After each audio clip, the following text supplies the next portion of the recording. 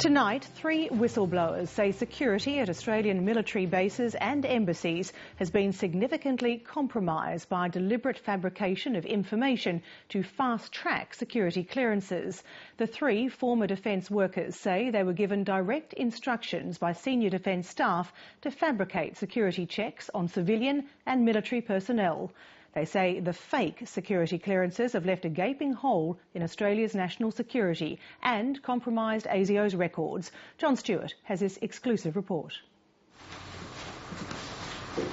Monica Bennett-Ryan, Janice Waitman and Owen Lakem worked at the Defence Security Authority in Brisbane between 2009 and 10. The Defence Security Authority, or DSA, is an arm of the Defence Department that is responsible for conducting security checks on Australian military and government personnel. These clearances were being done for military personnel, for government employees of all kinds across the board in different areas, including, those that work in any sensitive area. The 3 former DSA staff were employed through a labour hire company, which supplied office staff to the Defence Department. I went all the way from the lowest restricted, confidential, and then I went to secret, and then top secret negative vetting, and then there's one higher than that, it's top secret positive vetting, and I'd been through all of them. The 3 had jobs called coords, which involved checking documents supplied by people who'd applied for a security clearance. Once the checks were complete, a report was sent to ASIO to see whether the applicant was a person of interest on the ASIO database. The DSA does security checks on a wide range of people, including private security guards working on Australian military bases, Australian staff working in embassies overseas, air marshals, senior public servants with access to sensitive information, and defence personnel, including intelligence officers. In 2009, the DSA was processing about 23,000 security checks per year. The 3 former staff say that a large backlog of applications began to build up, and pressure was mounting to process the security clearances faster. The pressure on you to process it and get them out quickly is high.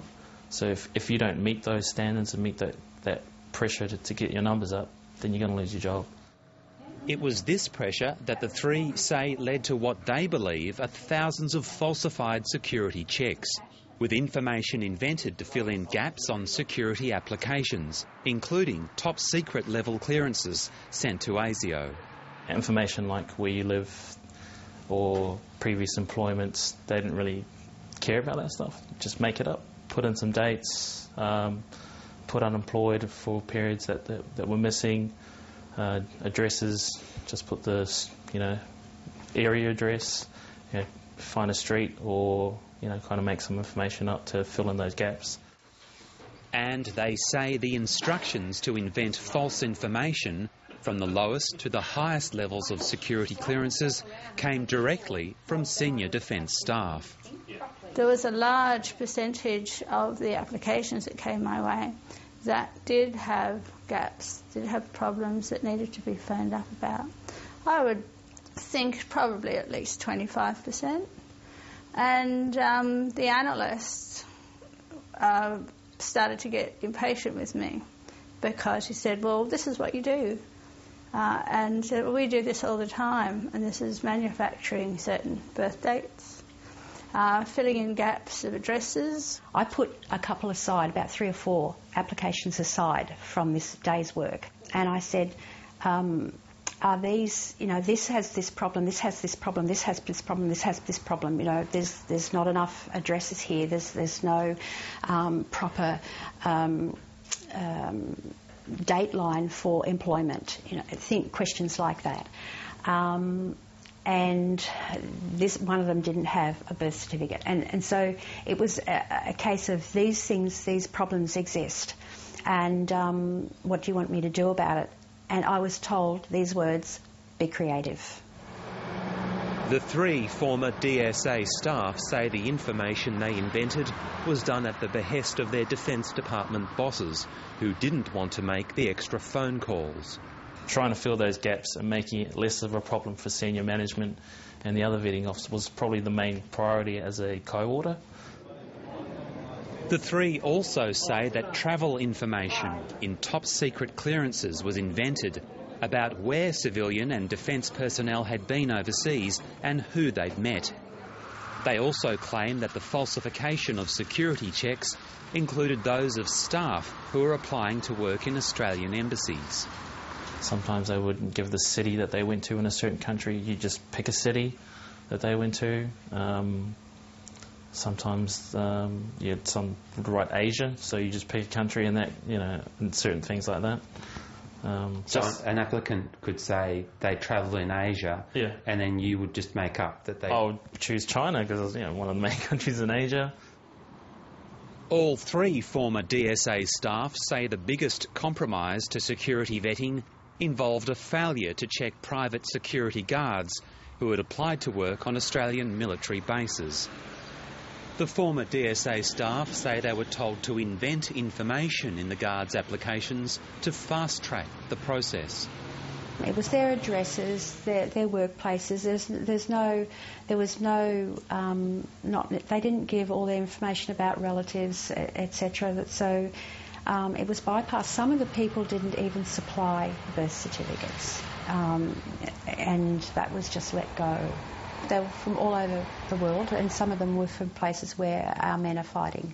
Who knows who was on the military bases? Who knows about their background? When there was so many lies, falsifications, outright fabrication mixed in with truth, it just rendered the whole thing nonsense. And how can we, when there were so many like that, who can say which ones are correct? The offshoot of the falsifying of documents is that there is now a gaping hole in Australia's security, and this has potentially terrible repercussions, particularly for our military men. The former DSA staff believe that all private security guards working on Australian military bases now need to have their security clearances rechecked. Do you think there'd be hundreds or thousands of clearances that were compromised? I'd think thousands. And so ASIO now has a whole batch of false information mixed with true information, and no one is able to work that out. No one can find... ASIO wouldn't be able to go through and work out which was true and which was false. So the only way to do this is to redo all of the security guards' applications for security clearances. And that's what I would like to see happen, because I think that this is a dangerous situation. In December last year, 3 men were found guilty of planning a mass shooting at the Holsworthy Army Base in Sydney. When the men were first arrested in August 2009, the then Prime Minister Kevin Rudd ordered the Defence Department to review security at Australian military bases. Defence's advice is that their current arrangements, in their judgment, are adequate, but they will now undertake an immediate and comprehensive review of security needs for our defence bases, including the appropriateness or otherwise of continuing to use civilian contractors. 6 weeks later, the Defence Department announced that it had upgraded security at military bases. The review included an investigation into the use of private security guards. Monica Bennett-Ryan says that she was working at the Defence Security Authority when Kevin Rudd ordered the review, and she was among a group of staff given the job of upgrading security guards. But again, shortcuts were taken. I was given the instruction that these clearances were different to the other clearances because they were being fast-tracked. And what that meant, in effect, was that if there were any gaps, they were to be filled in. The 3 former DSA workers say that bullying was rife in the workplace. They were discouraged from speaking to each other and could be sacked without notice.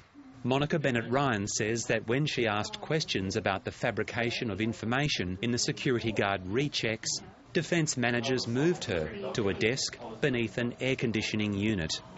So I said, I can't go into that position because it's too cold. And the team leader, who was the who had given me this message from the hierarchy, just ran upstairs straight away. He literally ran up the stairs straight away to tell the top person that I had said that it was too cold in that position, and the answer came back: wear a jacket. Monica